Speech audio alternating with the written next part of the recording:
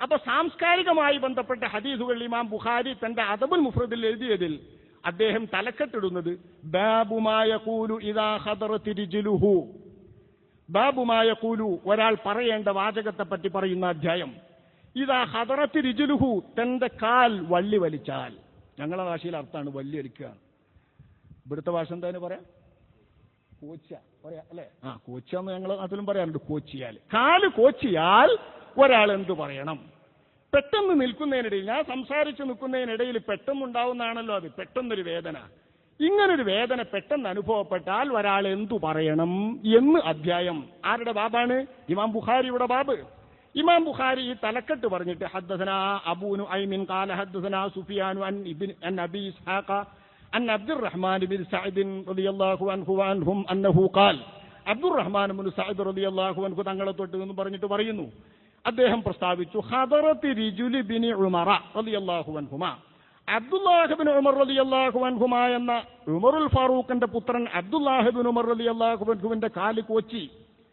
ഫഖാല ലഹു റജുലുൻ, അപ്പോൾ തന്റെ സമീപത്തുണ്ടായിരുന്ന ഒരാൾ അദ്ദേഹത്തോട് പറഞ്ഞു. ഇമാം ബുഖാരിയുടെ റിപ്പോർട്ടിൽ ഇങ്ങനെയുള്ളത്, ഫഖാല ലഹു റജുലുൻ, സമീപത്തുണ്ടായിരുന്ന ഒരാൾ എന്ന്.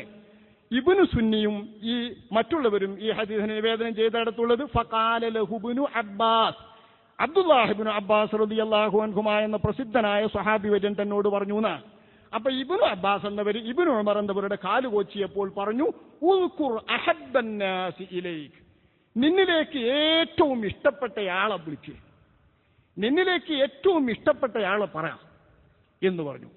ഫഖാൽ, ഇബ്നു ഉമർ അന്നേരം പറഞ്ഞു, യാ മുഹമ്മദ്, അല്ലാഹുവിന്റെ റസൂലിന്റെ പേരാ വിളിച്ചത്.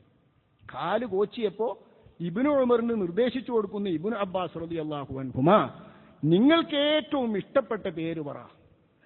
നിങ്ങൾക്ക് ഏറ്റവും ഇഷ്ടപ്പെട്ട പേര് പറയാൻ പറഞ്ഞാൽ ഉറപ്പല്ലേ ഇബ്നു ഉമർ പറയാൻ നബിന്റെ പേരാ? അദ്ദേഹം പറഞ്ഞു, യാ മുഹമ്മദ്.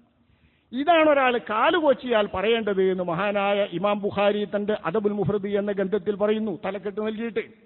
ഇമാം നവവി റളിയല്ലാഹു അൻഹു തന്റെ അദ്കാറിൽ ഇത് വിവരിക്കുന്നു. ഇബ്നു സുന്നി തന്റെ അമലുൽ യൗമി വൽ ലൈലയിൽ ഇത് വിവരിക്കുന്നു. ഇബ്നുൽ അസീർ തന്റെ താരീഖ് ഇബ്നു ജരീർ ചുരുക്കിയിട്ടുള്ള ഗ്രന്ഥമുണ്ട്, ഇതിൽ പറയുന്നു. ഇതങ്ങനെ തന്നെ ഉദ്ധരിക്കുന്നു. ഈ വഹാബി പ്രസ്ഥാനത്തിന്റെ ആത്മീയ ആശയസ്രോതസ് ഷെയ്ഖുൽ ഇസ്ലാം എന്നവർ വാഴ്ത്തുന്ന ഇബ്നു തീമിയ എന്ന് പറയുന്നയാൾ ഡമാസ്കസ് പണ്ഡിതനാണ്. ലോകത്താദ്യമായി അല്ലാഹുവല്ലാത്തവരെ വിളിച്ചു പ്രാർത്ഥിക്കലാണ് അവരോട് നടത്തുന്ന സഹായാപേക്ഷയും അപേക്ഷകളും എന്നും അത് അല്ലാഹുവല്ലാത്തവർക്കുള്ള പ്രാർത്ഥനയാണെന്നും 8-ാം നൂറ്റാണ്ടിന്റെ പ്രാരംഭത്തിൽ ലോകത്ത് ആദ്യമായി മുസ്ലിമീങ്ങളിൽ നിന്ന് വാദിച്ചയാളാണ് ഇബ്നു തീമിയ. അദ്ദേഹം ഈ ഹദീസ് ഉദ്ധരിച്ചിട്ട് ഈ ഹദീസ് പറയണമെന്ന് തന്നെ സ്ഥാപിക്കുന്നു തന്റെ അൽ കലിമുത് ത്വയ്യിബ് പേജ് 94. അപ്പൊ ഇമാം ബുഖാരി റളിയല്ലാഹു അൻഹു തന്റെ അദബുൽ മുഫ്രദ് 142-ാം പേജിൽ തന്റെ പ്രസിദ്ധമായ സനദ് സഹിതം വിവരിച്ചിട്ടുള്ള ഈ വാക്യത്തിനെ അടിസ്ഥാനപ്പെടുത്തിയാണ് കാല് കോച്ചുക, വിരല് മടങ്ങുക, പെട്ടെന്ന് വീഴുക, വയറ്റിൽ വേദനയാവുക, പെട്ടെന്ന് തലക്ക് വേദന വരിക, ഇതുപോലത്തെ പ്രതിസന്ധി വേളകളിൽ മുസ്ലിമീങ്ങൾ മുഴുവൻ യാ നബി, യാ റസൂലല്ലാഹ്, ബദരീങ്ങളെ, ഇന്ന ഔലിയ എന്നുള്ള വിളിച്ചു വരുന്നത്. ഇത് അടിസ്ഥാനമില്ലാതെയല്ല. ചിലരിന്റെ അമ്മോന്ന് വിളിക്കും. ഇഞ്ഞെന്റെ അമ്മോന്ന് വിളിച്ചാലും, യാ മുഹമ്മദ് എന്ന് വിളിച്ചാലും, യാ വലിയല്ലാഹി ഫുലാൻ എന്ന് വിളിച്ചാലും എല്ലാം ഈ വിളി അടിസ്ഥാന പ്രമാണമുള്ളതാണ്, അടിസ്ഥാനപരമാണ്, പ്രമാണങ്ങൾ കൊണ്ട് തെളിയുന്നതാണ്.